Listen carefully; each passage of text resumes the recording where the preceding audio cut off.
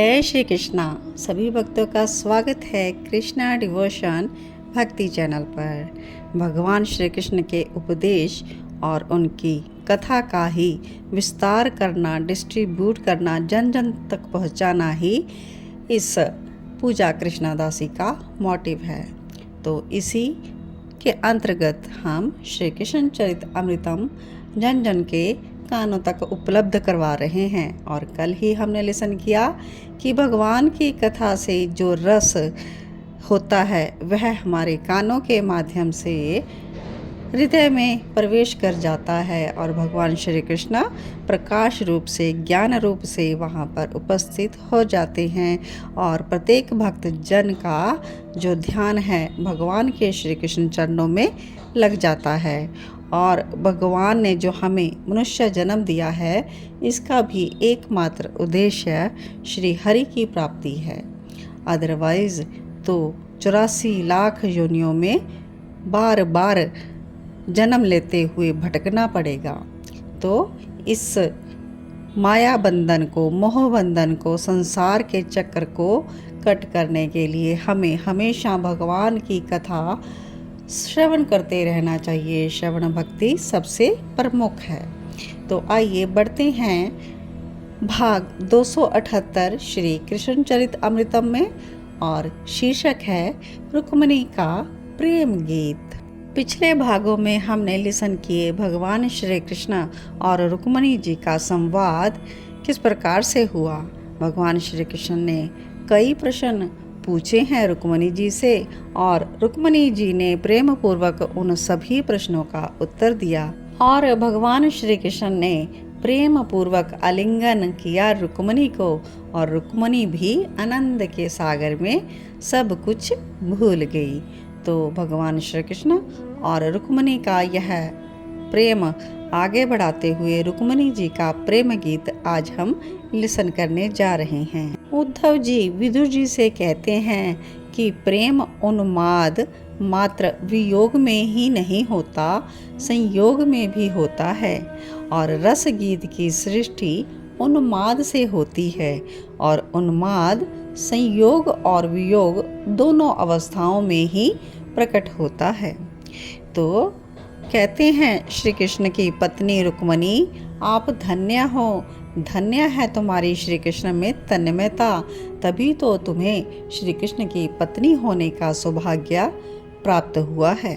श्री कृष्ण रुक्मिणी को बाहों में लिए सुख प्रदान कर रहे थे और उस सुरत सुख में डूबे द्वारकाधीश सो गए थे। उनको गहरी नींद आ गई थी और रुक्मिणी उनकी सुरभित श्वास के रस में डूब रही थी। पर ये क्या, तभी पक्षी चहचहाने लगे क्योंकि भोर होने वाली है। और रुक्मिणी जी इस कल्पना से डर जाती हैं कि मेरे नाथ उठ जाएंगे और ये भुजाएं मुझे छोड़ देंगी, ये सुरभित सांसें मुझसे दूर चली जाएगी। तो इस कल्पना से ही कांप गई रुक्मिणी। भोर होने की खबर दे रहे हैं ये पक्षी, लेकिन रुक्मिणी उनको झरोखे से बाहर देखकर डांटती है, चुप चुप कर जाओ तुम। लेकिन पक्षी नहीं माने, तो इन्होंने झरोखे को बंद कर दिया और अपने श्री कृष्ण की भुजाओं को अपने ऊपर रखकर फिर से आंखें मूंद ली। पर पक्षी तो समुद्र के लगते थे, जिद्दी, कोलाहल प्रिय जैसे इनका समुद्र है। रुक्मिणी को अब तो गुस्सा आ गया। हे पक्षी, तुम इतनी शीघ्र क्यों जग गए? सो जाओ ना। और ये विलाप क्यों कर रहे हो ऐसा? अरे चकवी, तू क्यों आंखें बंद कर के परने को निमंत्रण दे रही है? पर किसको दे रही है निमंत्रण? क्या हमारे प्रियतम ने तेरे ऊपर भी कोई प्रेम का जादू कर दिया है? अरे हंस, तुम इतने शीघ्र उठ गए हो, ठीक है, पर अभी रुक जाओ। मोती अभी मैं तुम्हें दे नहीं सकती, क्योंकि मेरी बाहों में मेरे प्राणनाथ हैं और गहरी नींद में सो रहे हैं। और हे हंस, तुम तो जानते हो ना, मेरे प्राण प्रिय का सुख ही तो मेरा सुख है। हे हंस, तुम शोर मत करो, दूध पीना है, लेकिन मैं अभी नहीं दे सकती। क्यों हंस, समझो ना, ये सुख किसी को प्राप्त नहीं है, सिर्फ मुझे ही है। इसलिए तुम भी बाद में आना मेरे पास, मोती भी दूंगी और दूध भी। अरे अरे सागर, तुम्हें क्या हो गया?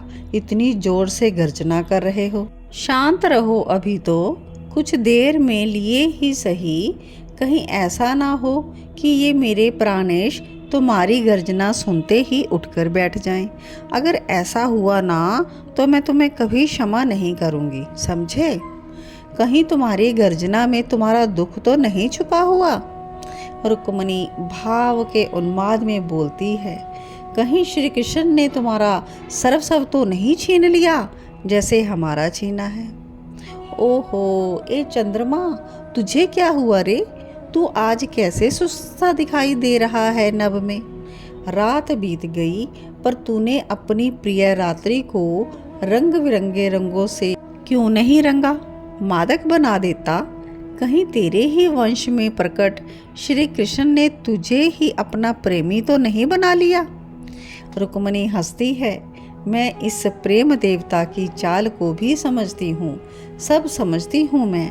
रुक्मणी इस प्रकार सब और देखती है और बोलते जा रही है, अरे पवन, तू इतना शीतल क्यों बह रहा है? तेरी शीतलता ने हमारे अंग प्रत्यंग को श्री कृष्ण के और निकट ला दिया है। हम बार बार आलिंगन कर रहे हैं अपने प्रियतम का, और ये सब तुम्हारे कारण ही हो रहा है। धीरे धीरे बहो, कहीं प्यारे की नींद ना खुल जाए। तभी शाम मेघ गरजने लगे। अरे अरे चुप, तू तो सखा है हमारे श्याम सुंदर का, फिर सखा की नींद में विघ्न डालते हुए तुझे अच्छा लग रहा है? मत गर्ज, तेरा सखा उठ जाएंगे अगर तू गरजता रहा तो।